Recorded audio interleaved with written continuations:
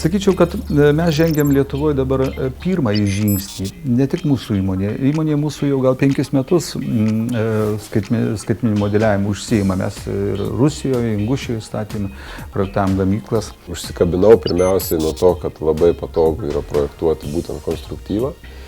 Architektūrą mes nuo seniau turėjom Archikedą ir naudojomės juo. Sugebėjome pademonstruoti savo darbą ir forume, ir pakankamą pripažinimą, manau, šlovingą pripažinimą, kaip maža įmonė turėjome. Pamažėle klimpom gilyn ir gavosi ne tik tai, kad mes architektūrą, konstruktyvą, bet ir kitas dalis įsigijom. Aš manau, kad pati idėja yra modeliuoti statinius. Tai yra visa ateitis mūsų. Ateitis, kada žmogus tikrai žino, kiek pastatas gyvens, ką planuoti vėliau toje vietoje, ir kiek tu suteiksi tam savo dėmesio ir kiek jisai galės ir atsipirkti ir galės būti pritaikomas keliom kitom veikom. Nebūtinai dabar tai šiai dienai norime mes koncertų salės, jis gali būti gyvenamas statinys. Ta visą galima sumoduliuoti, nekeičiant konstrukcijų, kad būtų galima tik funkciją pakeisti. Tai vat statinio skaitmeninis arba informacinis modeliavimas. Tai yra projektavimo esmė ir tai, aš manau, pagrindas ateičiai kloti tikrus santykius su užsakovu. Projektuojant modelyje, tu turi visą erdvinį vaizdą, visas, matai, tūrius, plotus, aiškiai galima tam modelyje visokius pjūvius darant įeiti į pastatą, pamatyti ir vizualiai vaizdžiai, ir pločius laiptinių, ir koridorių, ir net ir durų, kaip tai bus, jeigu ten kažkokios įdėsi mažesnės duris. Tai yra apčiuopiamas daiktas. Projektavimas iš esmės tai yra užsakovo idėjų realizavimas.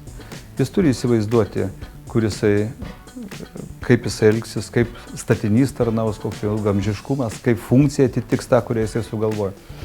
Tai 2D projektavimas ne visada pradiniai stadijoje gali suteikti pilną informaciją užsakovui, ar tai pasiteisins. Ir ne kiekvienas paėmęs tą popierinį brėžinį supras, kaip ten kas išdėstyta.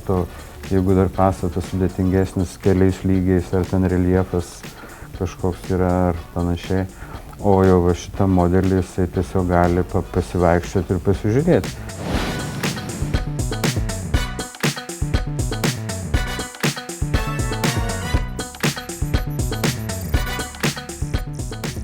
Aišku, sukurti modulį užtrunka ilgiau negu 2D. Tai be abejonės, kad tai yra jau darbas intensyvesnis ir intelektualesnis. Tačiau po to rezultatas yra, jis atperka visą kitą.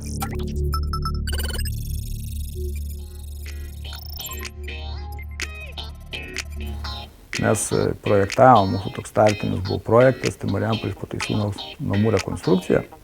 Mes savo iniciatyvą projektavom šitą BIM ir pasikvietėm užsakovą, pristatėm šitą variantą. Tai buvo jie labai sužavėti, žiūrėdavo pas mus projektorių ir aišku, į pastabų sulaukdamės iš jų jiems daug aiškiau. Buvo visas vaizdas, negu ten kažkas ant popieriaus rodė.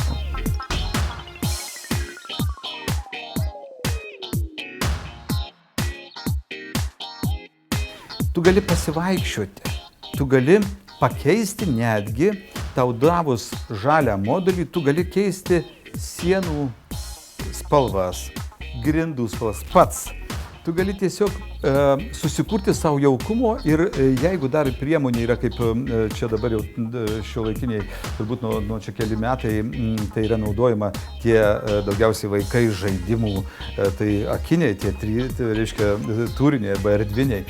Tai tu gali tiesiog pasitikrinti, atsidarinėti tam tikrus įrenginius, pasileisti, tu gali įeiti į kiekvieną patalpą, apsižvalgyti, pasikeisti spalvas, tu tiesiog jį gali dar prieš statant susigyvent su juo ir žinot, ką tu turėsi. Tai yra taip pat neįkainojamas dalykas, nes tai vat būtinis paprasta galimybė, kuri tau užtikrina jau, nekalbant apie jo konstrukcijas, užtikrina tavo buities sėkmę.